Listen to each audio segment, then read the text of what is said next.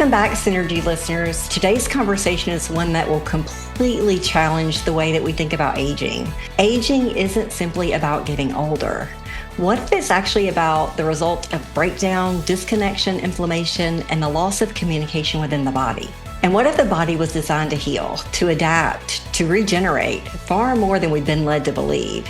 So today we get to be joined by Dr. Ian White. He's a PhD who has been working in this regenerative space for many years. And he's in the process of writing a book, The Unified Theory of Life, and it's going to change the way we think about aging. This conversation is going to go far beyond wrinkles and lifespan. We're going to talk about cellular communication and the things that truly drive aging. This is one of those episodes that may completely change the way you think about your body and maybe even your life. So Lori, I know in your practice in the villages, you have been seeing, the aged population for quite some time. And I've been in practice for 20 plus years, 24, 20, 23, 24 years in the functional space. And my patients are starting to age, right? I'm starting to see patients in advanced age that I didn't see before just because they've been with me for so long. And so I'm excited about this conversation. I know that you're excited about this conversation. Is there anything, Lori, that you want to walk away with today from Dr. White as you think about your patient population? Yeah, I think the biggest thing is not just me walking away today, but people walking away from this today feeling very excited that age chronologically is one thing, but biological age is something different. And you are not a victim of your age. You have the power to change it. And so that's what I hope to walk away with, is that our listeners today feel really excited about what they have the potential to do as they get older. So, and I'm just excited to have you on here today. I don't believe in accidents. I got the chance to meet Dr. White at a local event where we were talking about some really cool things on the horizon in stem cell biology. I'm just going to say that because I'm just intrigued by the fact that you are a stem cell biologist. Like that to me was just intriguing all of its own. But just being there that day, to me, really opened my eyes and got me super excited about what's on the horizon. So I was just thankful to be there, thankful to meet you, which led to this conversation and some others that we've had. So thanks for joining us today. I know you're super busy. Super, super busy with all you have going on, but you took time out of your schedule. So I just want to thank you from the bottom of our hearts that you're here today sharing your knowledge. Yeah, it's my pleasure. I'm happy to be here. Thank you for the invitation. Yeah, for sure. So give us a little bit, who's Dr. Ian White? Tell us about your story. Yeah. Well, first, before I do that, I wanted to answer the question that you were also asked, is what do I hope that you get out of this, and what do I hope the listeners get out of this? Yes. And that is hope. Right, that there is an answer. There are options available. It's not just this inevitable decline, that once you feel the ravages of aging, that you're stuck with it forever. There are strategies that do exist. So really, whenever I go on the stage, whenever I talk about aging and regenerative medicine, I try to communicate hope that we're not just talking about a wrinkle cream, or we're actually talking about ways that can be practically applied to make you feel better, and to give you a better health span. We may not be increasing your lifespan, but perhaps if we can influence your health span, which means, those last 20, 30 years of your life are at a higher level of quality, then that's certainly something to achieve. Mm-hmm. Thank you. So about me, well, I've been studying regenerative medicine and longevity for many, many years now. I actually started as a parasitologist. In England, I received my undergraduate degree, and I went straight into studying parasites because I was very interested in how the immune system works with these organisms that seem to find a way to live and thrive in this very hostile environment that's inside our bodies. And over the years studying parasites, what I found was that they have these very potent abilities to manipulate our immune system using what we didn't know at the time, but we know now, are exosomes. So these exosomes, which, if you're familiar with this area of regenerative medicine or longevity at all, is a very big buzzword right now, because it's one of the modalities that we're able to utilize in order to modulate inflammation. And if you're familiar with the term inflammaging, you know that inflammation is one of the main drivers of aging. And so by in a very interesting sort of convolution, if by studying parasites, I was introduced to the idea that we could manipulate our immune system in a way that could benefit us as it does the parasites. So the evolution of my research went from parasites to the immune system, and then from the immune system to the birth of the immune system, which are stem cells. So immune stem cells. I studied stem cells for many, many years. And then the natural evolution of that was to say, okay, well, if stem cells are repairing our body, what's causing the disrepair? And that's where I started getting really interested in the aging process, what drives aging, why we age, and what we could possibly do about it. I love that. So when we think about aging, most people expect to decline as they age. That's just part of the thing. So how would you talk about that for patients that have that perspective? Yeah, well, through our entire history, we've seen family members, members of the community, age and pass away. It's quite a strange experience for me as a 50-year-old now, seeing movie stars that I watched as a child being old age pensioners. It's a very sort of strange experience, because when you're young, you just feel like everybody's young, and whoever was old was always old. But there's this, inevitable decline that we're seeing in ourselves and in our friends and family, and we just sort of get used to that as a natural process of life. You're going to get gray, you're going to plan for retirement, and that's the way of things. But as a biologist, what we see is that aging is actually something that can be negotiated with. So in our species, we're somewhat isolated in the mechanisms by which we age. But there are many other species out there that we study as scientists that have uncoupled biological aging from chronological aging. So I often talk about species like the Greenland shark, which can live for over 400 or 500 years in the ocean, and they don't even become reproductively mature until they're 150. Wow. And they I want gestate. what they're having. Right. Well, that's why we're interested in those species. But they gestate their young for 18 years. So if you have that sort of time scale in your lifespan, you're obviously doing something very different from a biological perspective than perhaps a mouse or a dog or even a human.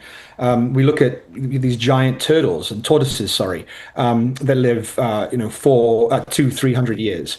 They're obviously doing something very different as well. They're not just living in the ocean; these are terrestrial. They live on land. But by far, one of the most interesting species is a species of jellyfish called Teratopsis dornii, and it's also known as the immortal jellyfish. And what that does is that after it's born, it matures to sexual maturity where it's able to reproduce. And then it says, you know what? I've had enough of being adult. I like being a kid. And so it de-differentiates back to a baby, back to a polyp.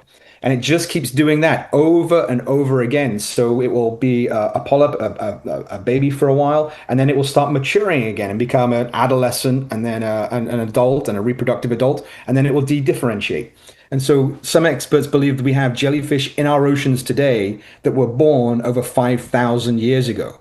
And the only reason they die is because of disease or predation. They get eaten, but they don't actually age. So when I learned things like this, I'll give you one other quick example. Lobsters. Lobsters. Yeah, I read that. Yeah, and there's a species of carp called the buffalo carp. They just keep growing. They don't show any biological signs of aging. In fact, if you took a buffalo carp at 100 years old, you wouldn't know that it was any different than a 1-year-old, other than the fact that it was much larger, but it reproduces exactly the same. It has the same biology. There's no degeneration. And so what I was learning from these species is that you could uncouple biological aging and chronological aging. And there are mechanisms that exist in nature that don't break any fundamental laws, because we see it existing, where you can keep a system, a biological system, a body intact for many hundreds of years when other species don't. And that question there was sort of what drove my research. Why can these guys do it and these guys don't? What is the difference?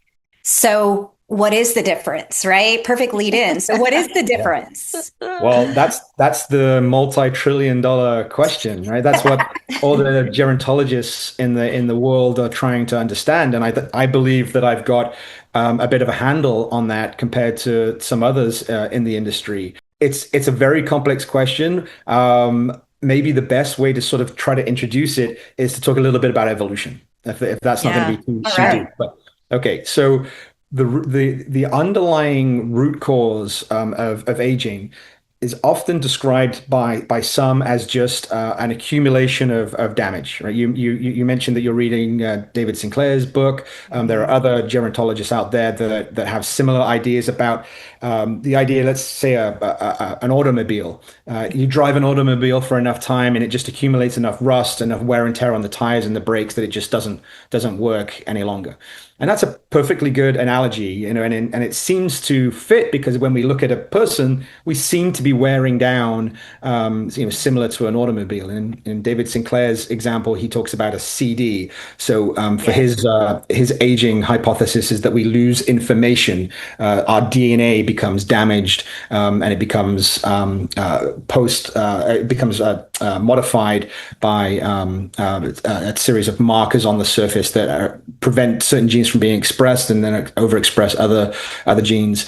I don't quite see it that way. I see that as the symptom of the aging process, but not actually what's driving aging. So, what is driving aging?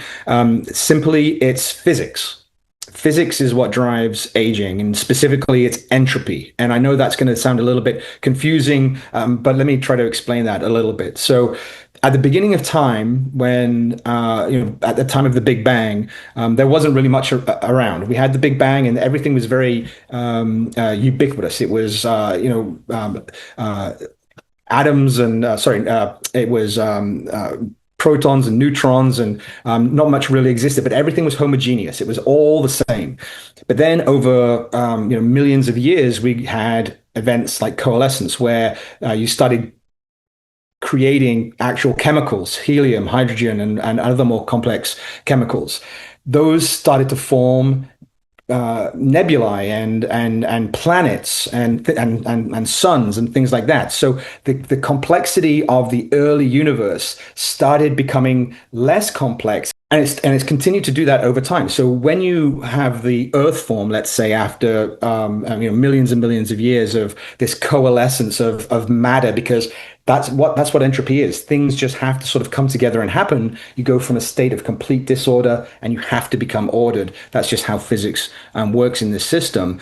You start getting early molecules that form on Earth. But those early molecules are subject to entropy just like everything else. So they're being bombarded by radiation. The heat was very high. So those early molecules that formed were ripped apart very, very quickly.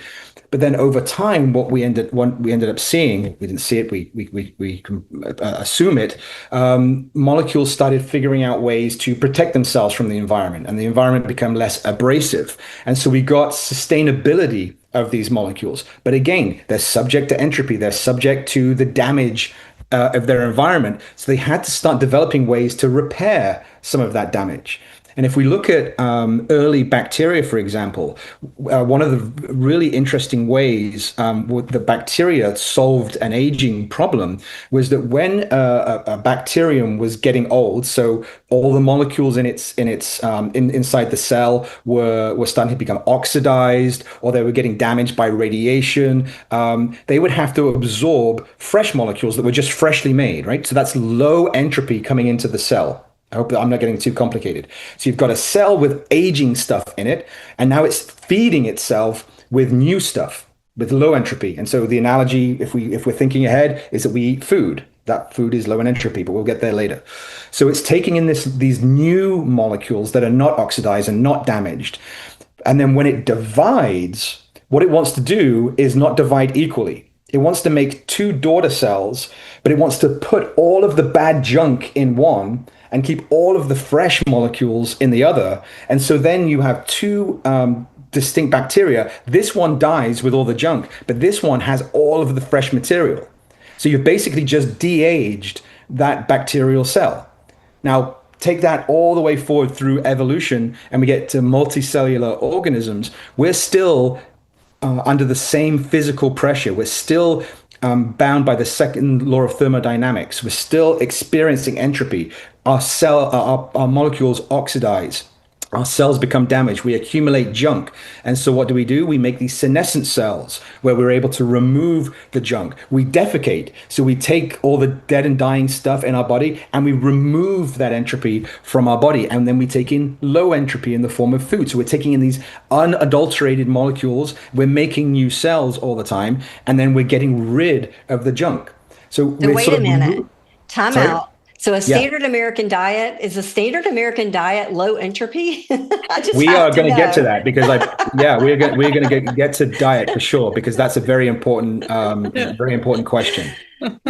So just to finish that thought, Yes. so our bodies over evolution have figured out ways to battle against the accumulation of damage, of the buildup of entropy. However, it can never outpace the buildup. And in fact, the reason is, I believe, that we've evolved to work with entropy, to work with this buildup of damage in order to have an off switch.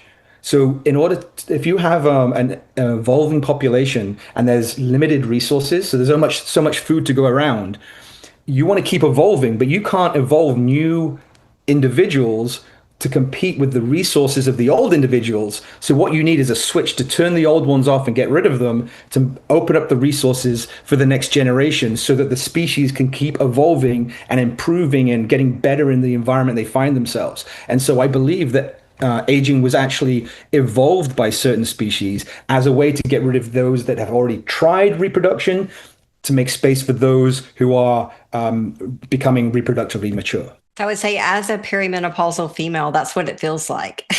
Being unfairly like, removed. when you get to perimenopause, we're done with you. So get out of here. We're tossing you right out. We're tossing you right out. Yeah.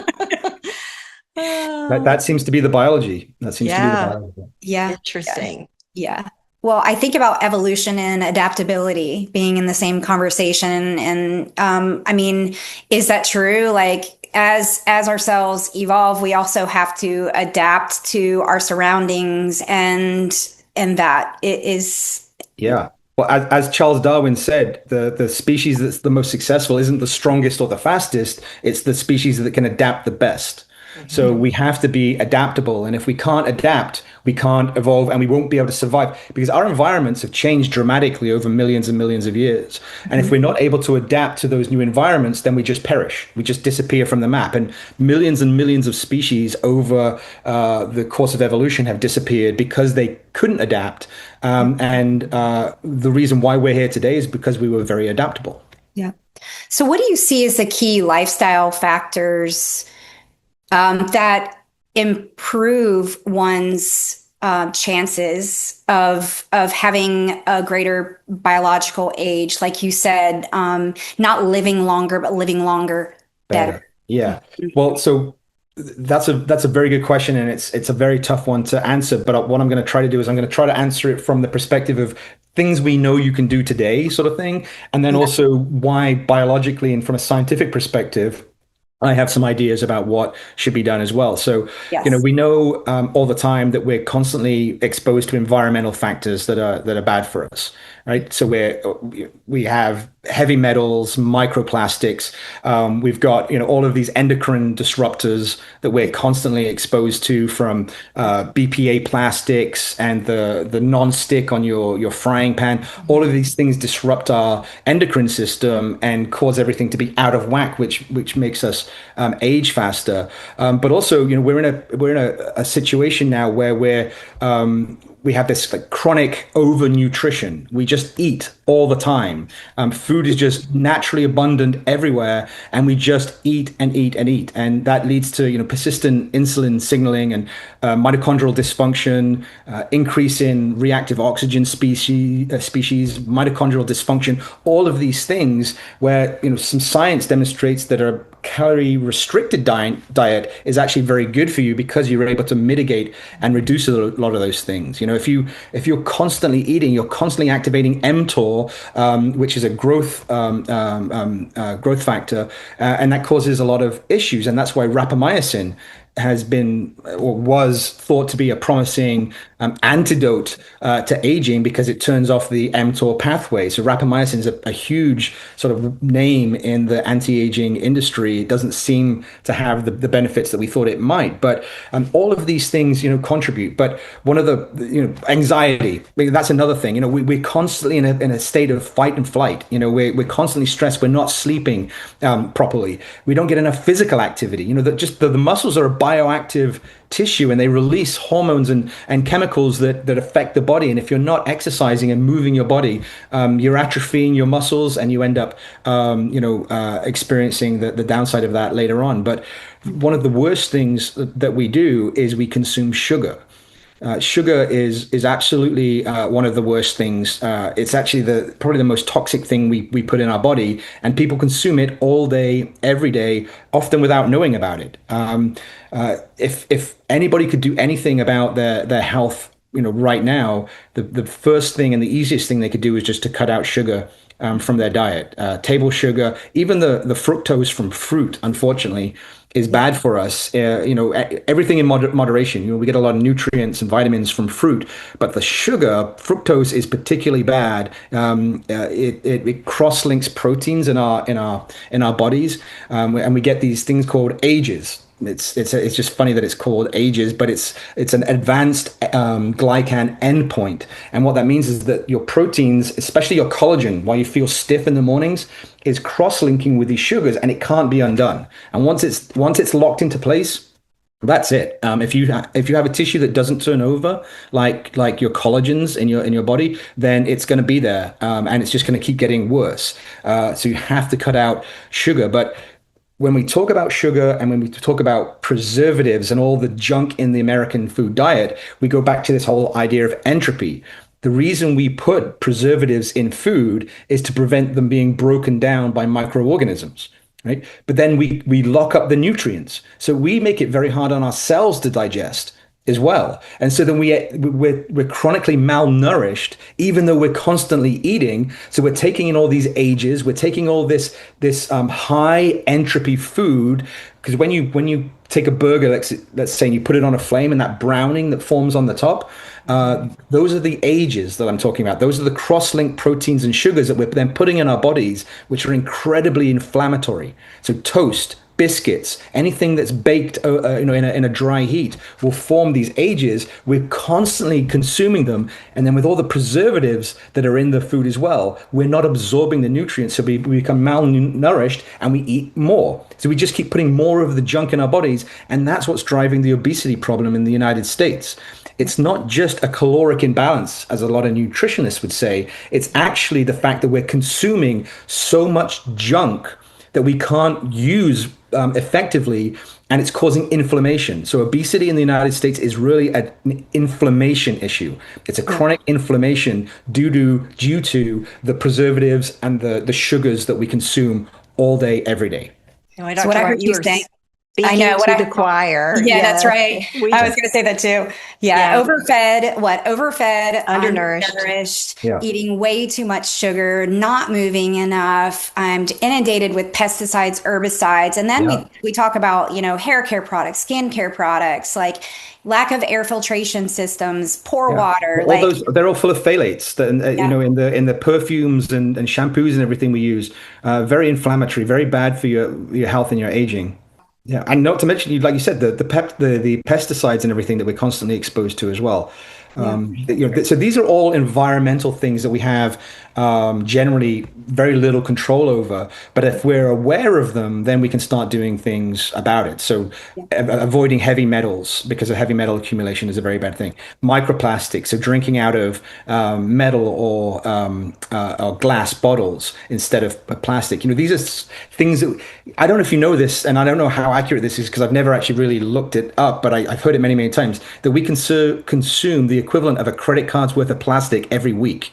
Like, I don't know how that's possible, but, I was thinking about that the other day when I was making pancakes for my kids using a plastic spatula. And I just, as I sometimes do, just peel off some plastic that's coming off and throw it away. And I thought, wait a minute, what if I'm not getting all that? What if that's going into the pancakes and they're consuming that? They must be, right? And so it's just plastics are everywhere. think about the clothes that we're wearing too. I was challenged Right. recently with looking at plastics, and I'm like, my clothes are plastic. Like, Yeah. this is all polyester stuff. We're Well, look at the absorbing some of dust that around through our you. skin too. Look at the dust around your house. I try to keep a very clean house, but there's still, always going to be dust. Most of that is, dead skin from your body, but all of that, a lot of that is also from the fabrics that you wear. The Yes, microplastics. So you're inhaling that into your lungs sure. all day, every day. Yep. So, Dr. White, you mentioned a strategy that I want to go back to, and that is fasting, because I think fasting is one of the number one, the least expensive tool that we have in our Yeah. toolbox that we could be utilizing. But I think oftentimes our bodies are so stressed and undernourished Yeah. that sometimes it can backfire. So knowing when to use that tool, how to use that tool, how to fuel properly so that we're not creating more of a micronutrient deficiency or enzyme deficiencies or other body burdens. What would you say to that? Yeah, well, and I'm not a physician, so I can't give any medical advice, Sure. of course. But if you're constantly putting inflammatory products into your body, you're going to be under constant inflammation, which is going to drive the aging process. So it's not just about the preservatives, which are very inflammatory, and it's not just about the sugars, which are probably the most inflammatory thing you can put in your body. But it's also the fact that genetically, certain people have intolerances to certain foods, and so it's a really good idea to not only necessarily restrict your caloric intake, but also make sure that you're not consuming the foods that cause you inflammation. And you can get blood panels for that to figure out whether you're sensitive to certain food types. And you should consider avoiding them because anything you can do to reduce your chronic inflammation, and everybody that's listening to this right now is experiencing some form of chronic inflammation, whether it's from environmental factors, from food, or from parasites. Maybe more people than realize it have parasite burdens that are causing inflammation. So all of these things you can have tests for. So if you're interested in your longevity, consider reducing how much you eat. When you do eat low entropy food. So one of the chapters in my book is called Eat the Sun. And obviously you can't physically eat the sun, but the sun is the lowest form of entropy in our solar system. Right? It's the lowest form of energy. We can't utilize that energy, but plants can. And so if the plants are taking that low form of entropy and they're turning it into material that we can consume, that's the lowest form of entropy that we can have access to, and that's what we should be consuming. So uncooked raw fruits and vegetables are a really good source of low entropy. So that means proteins and peptides and molecules that haven't been adulterated by reactive oxygen species and damage, rusting, the equivalent of rusting. So if you're gonna eat, which you should, eat low entropy foods and eat a diverse set of foods as well. So instead of eating a whole lettuce, eat a mouthful of lettuce, a mouthful of celery, and a mouthful of carrots.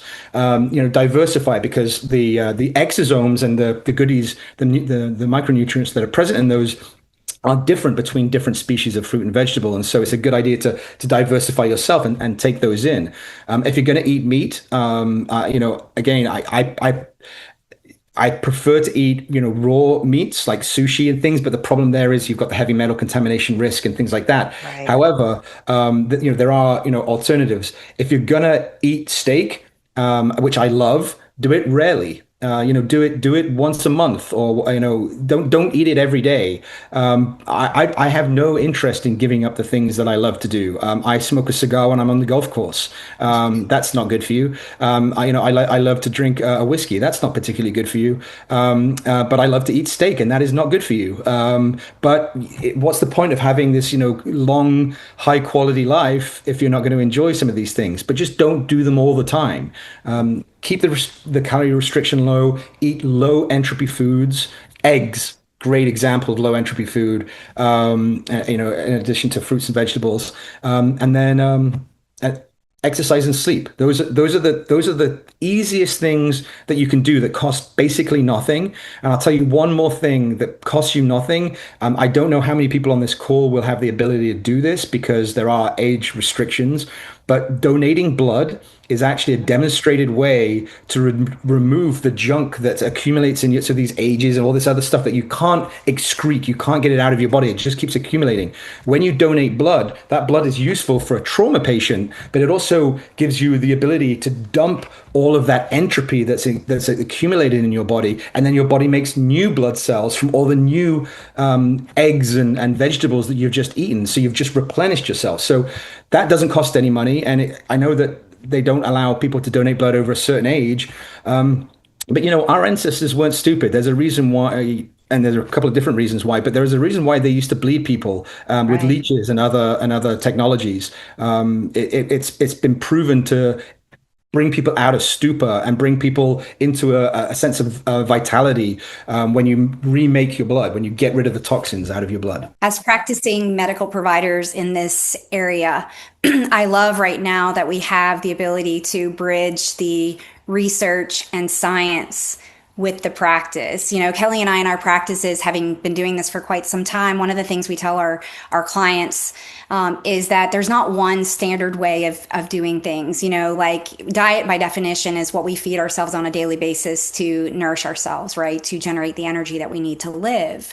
And we don't subscribe to a single way of eating. There's so many things out there, right? Follow this diet or follow that diet. The reality is throughout the seasons of our lives, as we adapt, change, where we're at, our body needs different things, right? And so, we think about like fasting, although it has great data, there's for women and men, it's different. When they should be doing that is different. So I really appreciate that you went back and said, listen, I'm not a medical provider. I'm a scientist. And this is what I'm saying. And this is what I see. Yeah. And I love that perspective. I love having conversations like this for that very reason, because we've got to be able to bridge that gap. Right. That's right.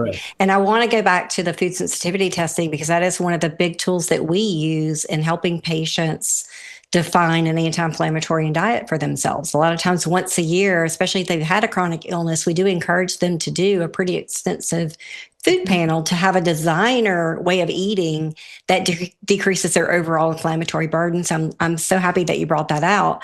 But another way that we have been able to pick up on food sensitivities is wearables.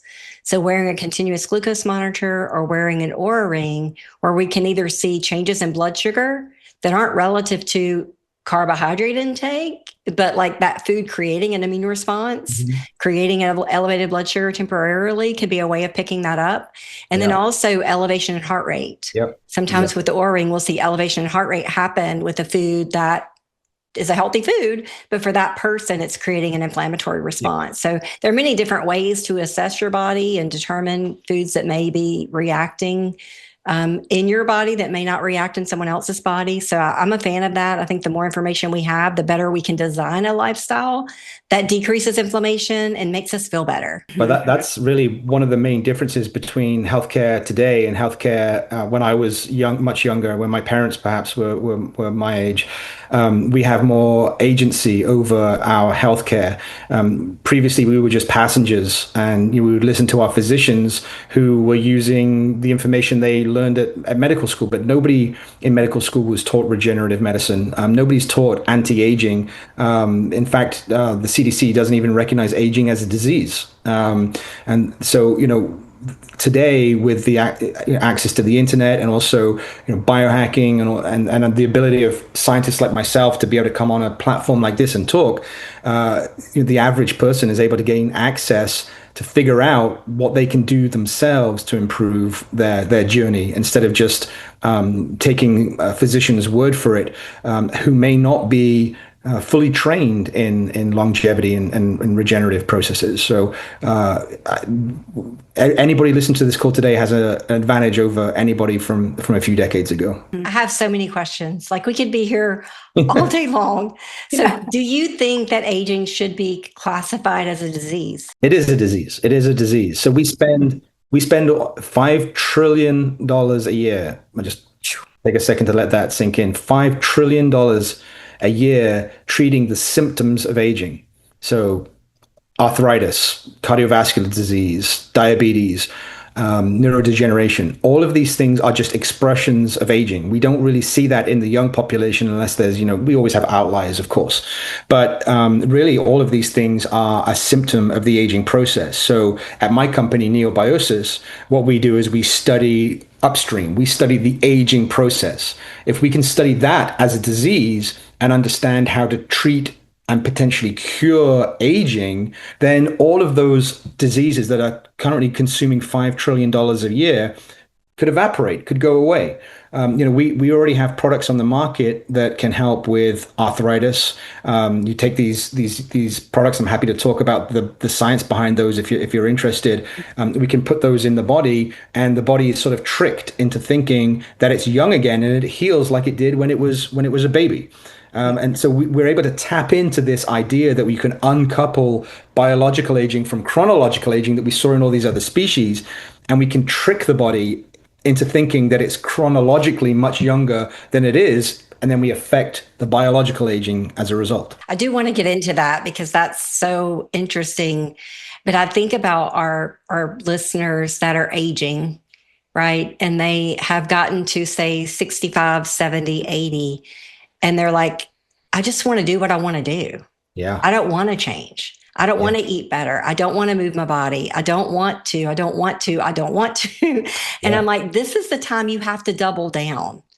Aging is not for sissies. And if you want to live well, function well, be well, there are certain things that you kind of have to double down as we get a little bit older. Would you agree with that? Do you think that's practical? Unfortunately, there are no silver bullets. All right, until my research gets funded and I find the cure for aging, we're not going to have a silver bullet. But if you don't want to feel the ravages of aging, and because they're going to get faster and faster, and more severe as time goes by, you have to do something about it. There's nothing else you can do other than get off the sofa, get out there and play pickleball, move around, just do some gardening.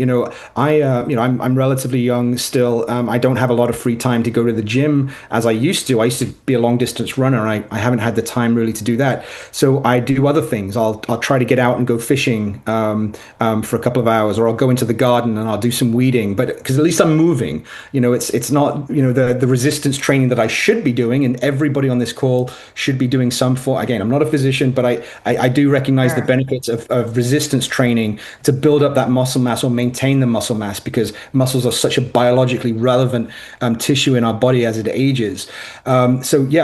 You've got to do something about it. Now, I did say there's not a silver bullet, but there are countermeasures that can help. And so, for example, my father is in his mid 70s.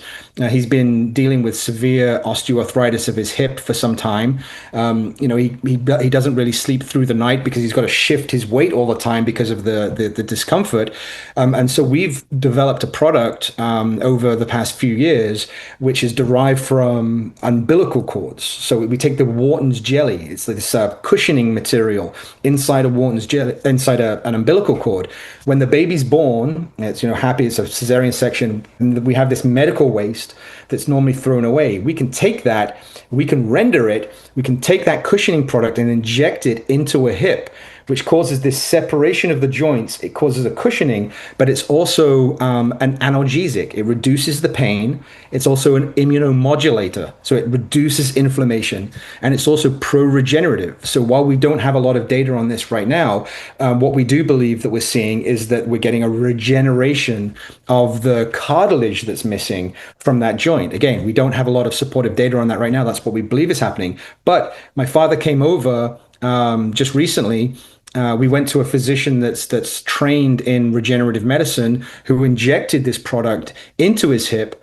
And 3 days later, he woke up after the injection and said, I just slept through the night for the first time in years without any pain. And then he's been walking around the house without his cane, and they went back to England, and he's still pain free right now. He's on the hip replacement wait list in England at the moment. And right now his physician is calling us saying, what did you do? Because I've never seen anything like this. It's not magical. We're using biology against itself, or for itself, I should say, not against itself, for itself. We're taking these young signals that we had when we're young and we're fully competent of repair and regeneration, we lose that over time. That's why we get older. But what we can do is we can go back and grab those signals. And I've shown this in my research. I've published on this extensively, and I won an award from the American Heart Association for this work on cardiac regeneration, where we take these young signals, we give it to an older individual, and we actually allow them to repair as if they were when they were younger. So taking all of that repair potential that we lose when we're adults and giving it back so the body repairs itself. It says, okay, I know what to do. I know how to repair myself. I've been doing this for 80 years, right? I know that when these cells die, I've got to replace them. The problem is I just can't get to it as fast anymore. I'm running out of stem cells. I'm running out of signals. But when you give those signals back and those raw materials, the body knows exactly what to do with them and it's able to repair. So where do peptides fall into this conversation? Because I believe that, and I was just curious if you've seen them used simultaneous to treatment modalities like you're talking about right now. Yeah, all of this is used synergistically. So, I'm not a peptide expert, but I do take peptides, and I do see peptides used extensively in this field. Yeah. No, nothing is used in a vacuum. Nothing is used exclusively. Right. You see things like red light therapy because, of course, we're bombarded by blue light and artificial light all the time. We're not getting the types of wavelength of light that we need in our bodies. And so there are therapies where you can actually expose yourself to red light. There are therapies where you can take certain peptides, which are small fragments of proteins that we're missing in our bodies. I'll give you an example, chlortho. Chlortho, if you look it up, is a very big name in anti-aging right now because it's been demonstrated to have anti-aging effects in mice, but that translates also to humans. That's one of the few things that does translate from mice to humans when we talk about aging research. And if you are aged, your levels of chlortho are very, very low. If you have CKD, so if you have chronic kidney disease, your chlortho levels are very, very low because your kidneys make it. And so you age faster, and that's one of the reasons why you end up dying. But if you can supplement back that chlortho like when you were younger, you can heal like you were a teenager or even younger. So these products, peptides, we call them, a lot of people refer to what I do as stem cell products. They're not stem cells. They are exosomes and regenerative secretomes, or Wharton's jelly. They generally do not contain any stem cells, but they have all the signals that your endogenous stem cells, so the stem cells that are throughout your body, need in order to facilitate repair. So it all works together. Reducing sugar, exercising, sleep, hydration, peptides, regenerative medicine, all of these things give your body the resources and the tools they're craving. Your body wants it. It needs it. You're not giving it to your body. All you have to do is give it to your body, and your body knows what to do with it. Yeah. So other than exosomes, are there things that we should be doing on a daily basis? You mentioned red light therapy, but are there things that we need to be doing to stimulate or to regenerate our own stem cell utilization for repair? Yeah. So again, sugar is very toxic for stem cells. So cutting out sugar, red light therapy is certainly a very good option because it activates our endogenous cells to proliferate and to differentiate. I wouldn't do exosomes every day. It is a modality that's available, especially if you're injured. Aaron Rodgers received an Achilles heel tear a couple of years ago in the NFL, and they were injecting our exosomes into his Achilles so that he could heal faster. We're just providing the raw materials the body needs in order to heal itself. He's an older, he's in his 40s. He doesn't heal like he would when he was in his 20s. So you're giving these modalities back. But anything that you're chronically missing, so peptides and hormones are very, very important. If your hormones are out of balance, your body is out of balance, your immune system is out of balance, and it's just racing to the end. It's trying to keep up. It's trying to understand what's going wrong. So it's burning through material, trying to solve a problem that it can't solve. So if you give the body the resources it needs, if you balance the hormones, if you give the peptides, if you supply the appropriate wavelength of light, get outside, take the sunglasses off, and get some full wavelength light into your eyes, not for extended periods. Don't look at the sun, but you know what I mean. Yeah. All of these things give the body the raw materials and tools it needs to heal.